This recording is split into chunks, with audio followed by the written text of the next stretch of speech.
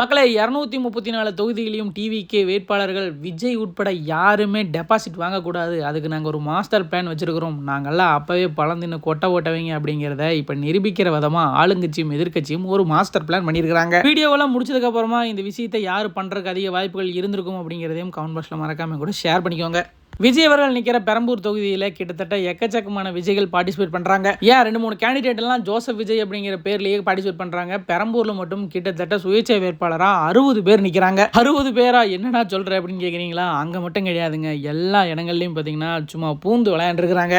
TVK வேட்பாளர்கள் பேர்லேயே நிறைய பேர்த்த பிடிச்சி ஒவ்வொரு தொகுதியிலையும் 2 பேர் 3 பேர்னு சொல்லிட்டு நிற்கிறாங்க. அது விஜய் அவர்கள் தொகுதியில் ரொம்ப அதிகமாகவே நிற்கிறாங்க. சேப்பாக்கம் தொகுதியிலையும் பல செல்வங்கள் நிற்கிறாங்க. அதே மாதிரி சேகர் பாபு அவர்களோட தொகுதியிலையும் பார்த்தீங்கன்னா டிவிகேவை காலி பண்ணுறதுக்கு அசோக் அப்படிங்கிற பேரில் எக்கச்சக்கமான பேர் நிற்கிறாங்க. இவங்க எல்லாம் அஃபிடவிட் ரெடி பண்ணியிருக்காங்க இல்லையா? இது எல்லாமே ஒரே அட்வொகேட் மூலியமாக தான் ரெடி பண்ணியிருக்காங்க அப்படிங்கிற விஷயமும் குறிப்பிடத்தக்கது. அதை பற்றி நீ சொல்கிற அப்படின்னு கேட்குறீங்களா? அதில் தான் தெளிவாக மென்ஷன் ஆகிருக்குது. இப்போதைக்கு சொல்ல போனால் 234 தொகுதியிலையும் பார்த்தீங்கன்னா அதிக வேட்பாளர்கள் நிற்கக்கூடிய தொகுதி பெரம்பூராக தான் இருக்குது. விஜய் அவர்கள் பேரில் ஒரு 10 பேர், சுயேட்சையாக ஒரு 50 பேருன்னு சொல்லிட்டு கிட்டத்தட்ட 60 பேருக்கு மேலே அங்கே பார்ட்டிசிபேட் பண்ணுறாங்க.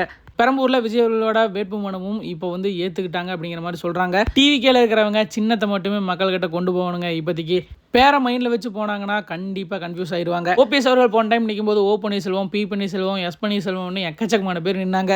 இப்போ அதே நிலைமை டிவிகேல இருக்கிற அத்தனை பேத்துக்கும் நடக்க போகுது. இந்த விஷயத்தை எப்படி டேக்கிள் பண்ணலாம்? உங்களுக்கு கருத்து என்ன அப்படிங்கிற கமெண்ட் மறக்காம கூட ஷேர் பண்ணுங்க.